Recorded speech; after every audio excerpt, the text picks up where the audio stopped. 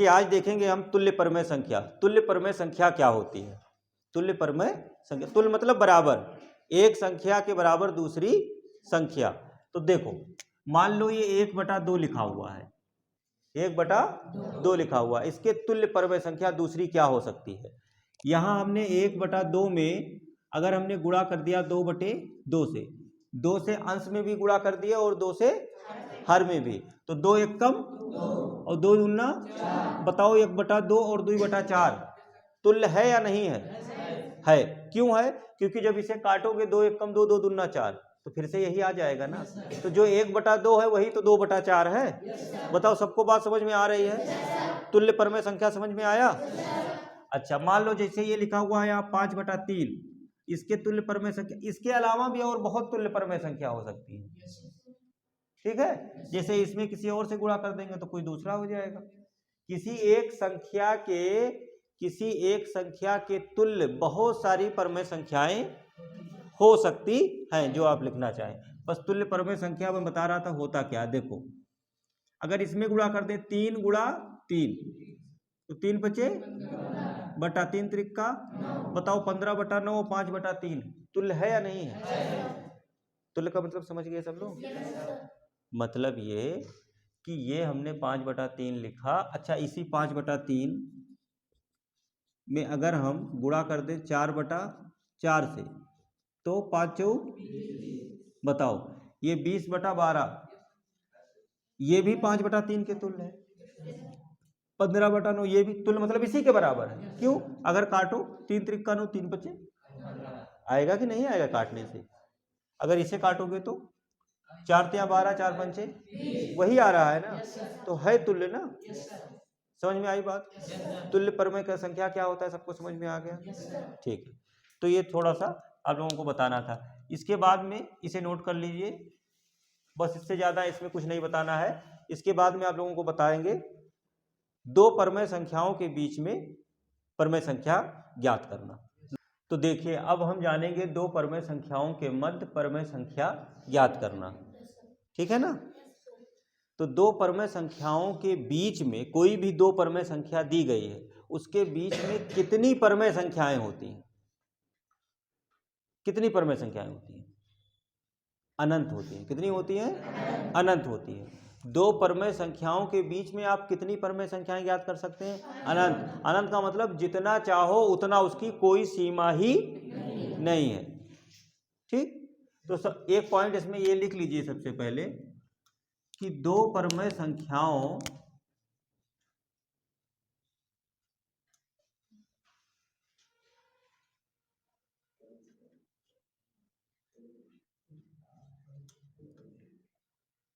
के बीच में अनंत परिमेय संख्याएं होती हैं।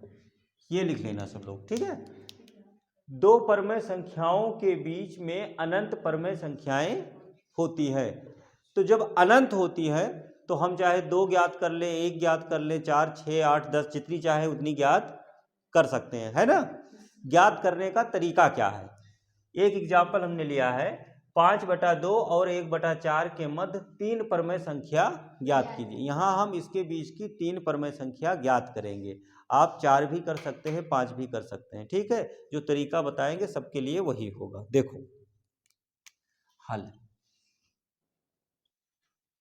कैसे ज्ञात करेंगे। देखो ये 5/2 और 1/4 दिया गया है, तो लिखो पहली परिमेय संख्या। 1/2 लिख दो, कुछ भी दिया हो, आपको दिया कुछ हो, जैसे ये दो संख्याएं दी गई है ना 5/2 1/4, कुछ भी दिया हो 1/2 सबसे पहले लिखो। ब्रैकेट में क्या लिखोगे? जो दोनों दिया गया है 5/2 प्लस लगाओ 1/4 लिख दिए। ये दो संख्या यही तो दी गई थी, तो प्लस लगा के इसे जोड़ दो और गुणा किससे कर दोगे? 1/2 से। 1/2 से हमेशा गुणा करना है। ठीक है ना? कुछ भी दिया। अब हल करो 1/2, बताओ 4 और 2 का एलसीएम 4, पता है ना? 4 और 2 का एलसीएम 4।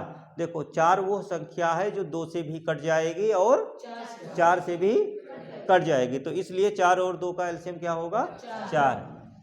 तो 4 यहाँ बटे में लिखो, 2 का पहाड़ा पढ़ो 4 आ जाए, 2 दूना कितनी बार पढ़ा 2 बार पढ़ा, तो 2 गुणा 5। देखो जो लोग कम समझ पा रहे हैं अभी देख ले, समझ ले, फिर उसके बाद नोट करेंगे। तो 2 गुणा 5, फिर 4 का पहाड़ा पढ़ो 4 आ जाए, ये 4 बटे में है ना, तो 4 का पहाड़ा पढ़ो 4, 4 एक कब 1 आया ना, तो 1 गुणा ऊपर 1 ही लिखा है, 1 बटा 2, 5 दूनी 1 एकम बटा 4, 1 बटा 2 11 बटा 4। अब गुणा करो, 11 एकम 4 दूनी, ये पहली संख्या हो गई। अब इसके बाद दूसरी संख्या है ना,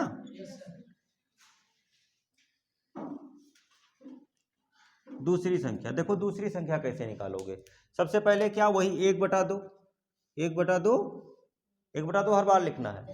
अब इस बार क्या करना है, अब इन दोनों में से कोई एक ले लो, 5 बटा 2 ले लूं, चाहे पहला ही लो 5 बटे 2, और दूसरा क्या होगा 11। ये जो आया है ये लोगे, बताओ समझ में आया। शुरुआत जब पहली संख्या ज्ञात करनी होगी तब क्या करेंगे, दोनों को जोड़ देंगे, और जब दूसरी संख्या ज्ञात करनी होगी तो इसमें जो पहला दिया गया है उसको लिख लो, और इसमें जो आया है इसको 11 बटे 8 आया है ना, इन दोनों को जोड़ो। अब देखो 1 बटे 2, 8 और 2 का एलसीएम 8 होगा, सबको पता है 8 और 2 का एलसीएम 8 होगा। अच्छा 2 के पहाड़ा पढ़ो 8 आ जाए, 2 चौक 4 गुणा 5 प्लस 8 के पहाड़ा पढ़ो 8 आ जाए, 1 तो 1 गुणा 11, 1 बटा 2, 4 पंचे 11 एकम बटा 8। देखो ये 20 और 11 कितना हो जाए, 20 और 11 31, 20 और 11 31 हो जाइए, 31 का 1 में गुणा हुई तब 1 रही, 31 एकम 31 और बटा 8 दूनी 16। गुणा समझ में आ रहा है ना, नीचे वाले का नीचे वाले से, ऊपर वाले का ऊपर वाले से। तो दूसरी संख्या कितनी आ गई 31 बटा 16। अब इसके बाद तीसरा संख्या ज्ञात कर ले यहाँ पर।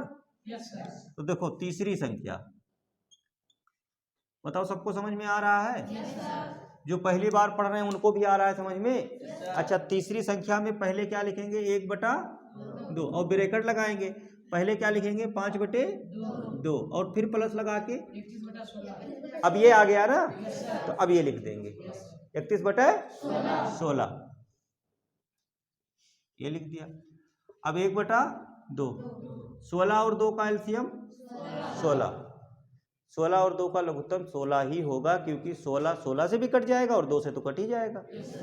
तो 16, 2 के पहाड़ा पढ़ो 16 आ जाए, 2 8 16, तो 8 गुणा 5, और 16 से पहाड़ा पढ़ो 16 आ जाए, 16 एकम 1 गुणा 30,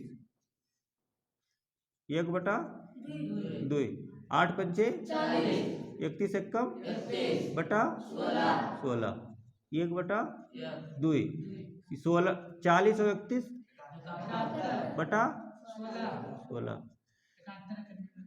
बटा 16 दूना। अब अगर आपको चौथी संख्या ज्ञात करनी हो तो फिर से क्या लिखोगे 1 बटा 2 और फिर 5 बटा 2 और साथ में प्लस लगा के 71 बटे, तो समझ में आ रहा है ना, चौथी आ जाएगी। और फिर अगर अगला भी ज्ञात करना हो तो फिर से 1 बटा 2, 5 बटा 2 और जो आएगा चौथी संख्या फिर वो लिख लेना है। ऐसे आगे बढ़ते चले जाना है और संख्याएं आती जाएंगी। ठीक है, समझ में आ रहा है? तो सब लोग इसे नोट करो, फिर एक और एग्जाम्पल देखते हैं। तो देखिए आज हम देखेंगे एनसीईआरटी का पहला उदाहरण, और वो पहला उदाहरण हमने यहाँ पर लिख रखा है, जिसमें कहा गया है कि नीचे दिए गए कथन सत्य है या असत्य, कारण के साथ अपने उत्तर दीजिए। पहला कह रहा है कि प्रत्येक पूर्ण संख्या एक प्राकृत संख्या होती है। प्रत्येक पूर्ण संख्या एक प्राकृत संख्या होती है। अब आप लोग जानते हैं कि जो पूर्ण संख्या होती है वो कहाँ से स्टार्ट होती है? 0 से। 0 1 2 3। और जो प्राकृत संख्या होती है वो 1 से स्टार्ट होती है। 1 2 3 ऐसे स्टार्ट होती है। और आपसे कहा क्या जा रहा है? प्रत्येक पूर्ण संख्या एक प्राकृतिक संख्या होती है। बताओ ये बात सही है? सही है या गलत? क्वेश्चन कह रहा है कि जितनी भी पूर्ण संख्याएं हैं, जितनी भी पूर्ण संख्याएं हैं, वह सभी प्राकृतिक संख्याएं या प्राकृत संख्या होती है। क्या सभी पूर्ण संख्याएं, क्या सभी, ये पूर्ण संख्या मैंने ऊपर लिख रखा है, क्या सभी पूर्ण संख्याएं प्राकृतिक संख्या हो? नीचे मैंने प्राकृतिक संख्या लिख रखा है। क्या सभी पूर्ण संख्याएं प्राकृत संख्या में शामिल है? नहीं शामिल है ना? नहीं शामिल है ना? क्या नहीं शामिल है? 0। बताओ, 0 प्राकृतिक संख्या में आता है? नहीं आता है। तो क्या सभी पूर्ण संख्याएं प्राकृतिक संख्या होती हैं? सभी पूर्ण संख्याएं प्राकृतिक संख्या नहीं होती है ना? समझ में आया क्यों नहीं होती हैं? सबको आ गया? तो बताओ ये सही है या गलत है?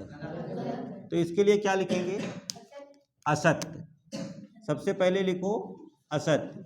और कह रहा था आगे, कारण के साथ अपने उत्तर दीजिए। कारण के साथ अपने उत्तर दीजिए। तो हम यहां पर लिखेंगे कारण। यहां नीचे क्या लिख देंगे? कारण। कारण में क्या लिखोगे? कारण में क्या लिखोगे? देखो, ये हमसे कह रहा है प्रत्येक पूर्ण संख्या एक प्राकृतिक संख्या होती है। हमने कहा कि असत्य है। क्यों असत्य है? क्योंकि 0 प्राकृतिक संख्या नहीं है। तो कारण में क्या लिख दोगे? क्योंकि कारण में लिखोगे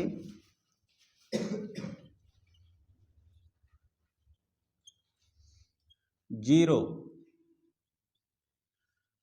प्राकृत संख्या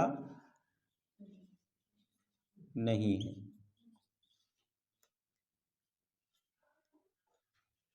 समझ में आया? क्योंकि 0 प्राकृतिक संख्या नहीं है। चलिए ये हो गया, ठीक है। उसके बाद दूसरा,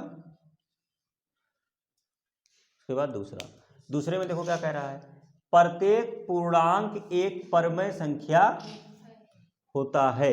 प्रत्येक पूर्णांक एक परमेय संख्या होता है। ये देखो पूर्णांक देखो इधर, ये 0 1 2 3 -1 -2 -3, ये क्या है? पूर्णांक। ये पूर्णांक है। और परमेय संख्या 1, ठीक है ना? 0 -5 1/2 है 1.3, ऐसे तो बताया था। परमेय संख्या किसे कहते हैं? जिसे P/Q के रूप में लिखा जा सकता हो, उसी के तो परमेय संख्या कहते हैं। अच्छा, तो बताओ सभी पूर्णांकों को परमेय संख्या के रूप में लिख सकते हैं? लिख सकते हैं। सबके नीचे बटा 1 कर दीजिए, तो सभी पूर्णांक परमेय संख्या बन जाएंगे कि नहीं बन जाएंगे? है ना? हमसे पूछा जा रहा है कि प्रत्येक पूर्णांक मतलब हर एक पूर्णांक, जितने भी पूर्णांक होते हैं, पूर्णांक मतलब पूरा पूर्णांक, प्रत्येक पूर्णांक एक परमेय संख्या होता है। होता है या नहीं होता? सही कह रहा है? बात सबको समझ में आया? जितने भी पूर्णांक होते हैं, देखो जब हमने आप लोगों को पढ़ाया तो सबसे पहले पढ़ाया प्राकृतिक संख्या, उसके बाद बताया पूर्ण संख्या, उसके बाद बताया पूर्णांक, और उसके बाद बताया क्या बताया? परमेय संख्या। तो परमेय संख्या में ऊपर की सभी संख्याएं शामिल है ना?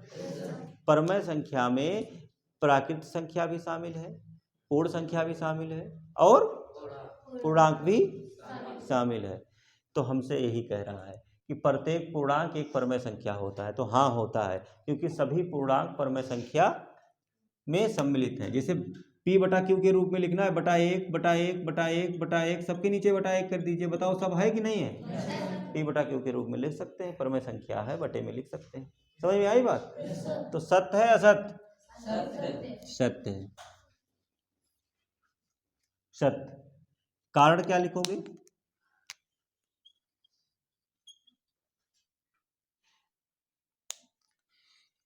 कारण में लिख दो क्योंकि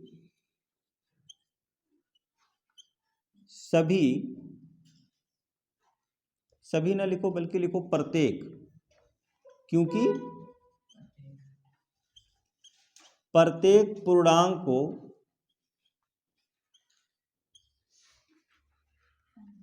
P/Q के रूप में लिख सकते हैं, जहां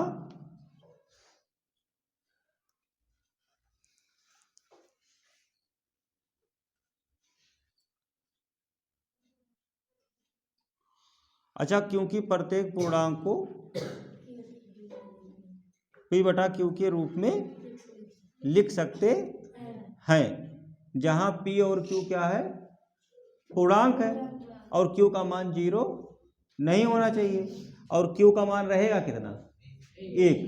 Q का मान हर जगह क्या रहेगा, प्रत्येक पूर्णांक को अगर आप परमेय संख्या में लिखना चाहते हैं तो सबकी जगह P/1, P/Q का मतलब Q का मान 1 होना चाहिए, 0 नहीं होना चाहिए।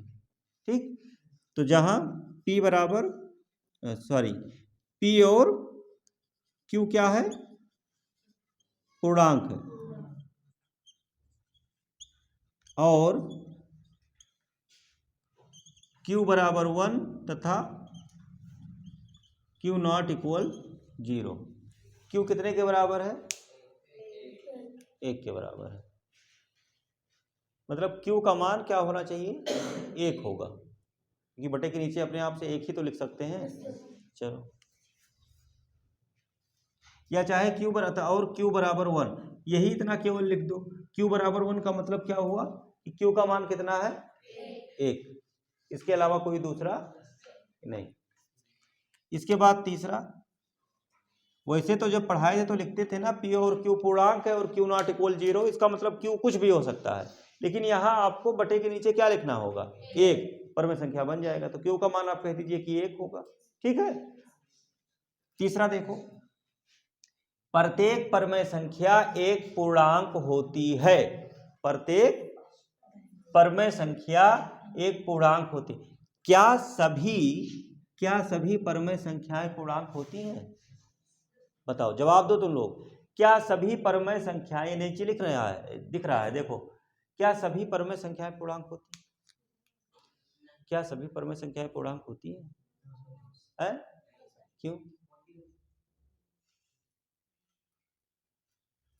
नहीं समझ में आया, किसी को नहीं समझ में आ रहा है? मैं पूछ रहा हूं क्या सभी परमेय संख्याएं पूर्णांक होती हैं? नहीं होती हैं भाई, नहीं होती हैं। देखो, ये पूर्णांक का मतलब पूरा पूरा अंक, ये बटे में लिखा है, दिख रहा है ना, ये दशमलव में लिखा दिख रहा है, बताओ ये पूर्णांक है? अरे बटे में लिखा है, पूर्णांक कहाँ होगा, बटे में लिखा है ना, तो पूर्णांक तो नहीं होगा ना। तो बटे वाली संख्याएं पूर्णांक संख्याएं नहीं होती। तो बताओ ये सत्य है या असत्य है? प्रत्येक परमेय संख्या पूर्णांक होता है। प्रत्येक का मतलब कोई एक भी अगर नहीं है, देखो 1/2 1 दिखा आपको, ये पूर्णांक नहीं है ना, तो इसका मतलब ये हो गया कि प्रत्येक परमेय संख्या पूर्णांक नहीं होती। बात समझ में आई? तो बताओ ये सत्य है या असत्य? असत्य। क्यों असत्य है?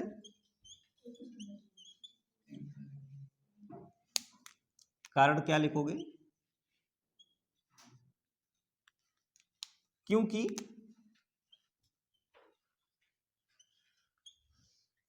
1/2, कोई एक एग्जाम्पल ही लिख दो काफी है, क्योंकि 1/2 परमेय संख्या है लेकिन पूर्णांक नहीं है, क्योंकि 1/2 परमेय संख्या है लेकिन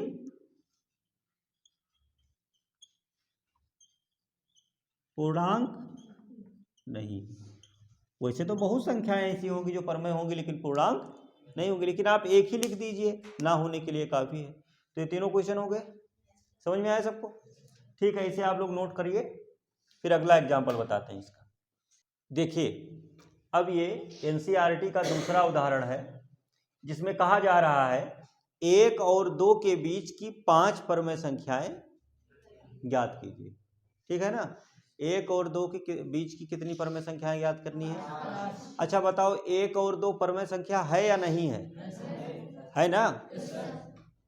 क्योंकि इसके बटे के नीचे 1 लिख देंगे तो प्रमेय हो जाएगा p बटा q के रूप में, तो ये भी तो प्रमेय है। और इसके बीच की कितनी संख्याएं याद करनी है? 5। स्टार्ट करें। देखो पहली प्रमेय संख्या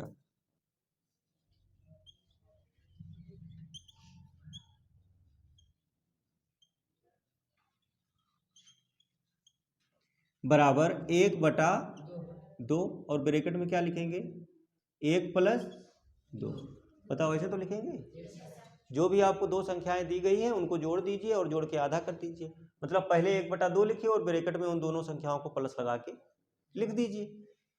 तो बराबर 1/2 और 1 और 2 3, तो गुणा होके 3 एक कम, भाई ये बटे के ऊपर ही गुणा होगा ना, बटे 2। ये पहली संख्या होगी।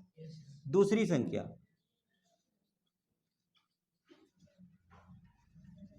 दूसरी संख्या 1/2 ब्रैकेट में पहले तो 1 लिखो और प्लस लगा के अब क्या लिखोगे? 3/2। ये जो आया है, ठीक है? बताओ समझ में आ रहा है सबको ना? 1 लिख लो, फिर उसके बाद जो आया है वो लिखो। 1/2 2 एक कम 2, ये बटे वाली संख्याओं का जोड़ है। 2 एक कम 2 प्लस 3/2। समझ में आ रहा है सबको? 1/2 2 और 3/2 कितना हो गया?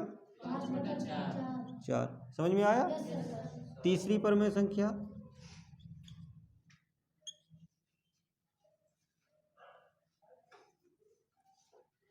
तीसरी प्रमेय संख्या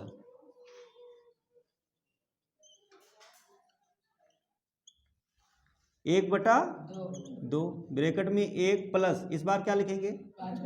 5/4। समझ में आ रहा है सबको? ये जो आया इसे लिख देंगे। फिर 1/2 4 एक कम बटा प्लस 5/4 5 4 9, तो 9/4 गुणा कर दो। 9 एक कम 9 और 4 दूनी 8। आया समझ में? 3 हो गया। अच्छा अब यहां से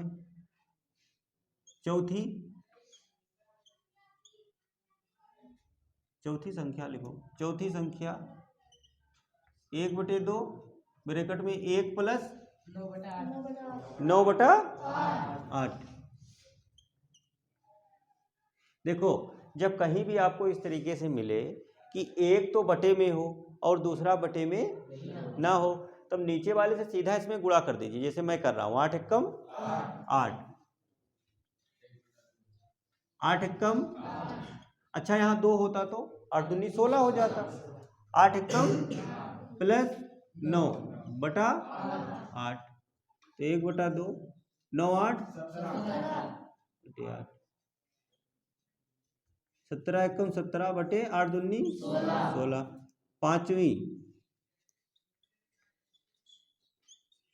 पांचवी संख्या 1/2 ब्रैकेट में 1 प्लस 17/1/2 16 एक कम 17/16। 16 और 17 जोड़ोगे तो कितना होगा? 33/16।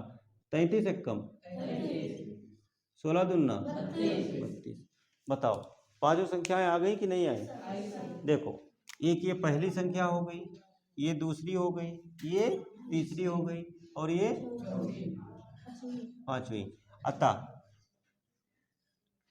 1 और 2 के बीच की 5 परमेय संख्याएं कौन कौन सी हैं? 3/2 और इसके बाद इसके बाद ये पांचों हमने लिख दिए हैं। ठीक है, अब इसे आप लोग नोट कर लीजिए और इसके बाद में जो है एक्सरसाइज जो है एनसीईआरटी की 1.1 प्रश्नावली 1.1 उसके क्वेश्चनों को करिए जितना हो पा रहा है, और नहीं तो फिर अगले लेक्चर में हम उसे कवर करेंगे। ठीक।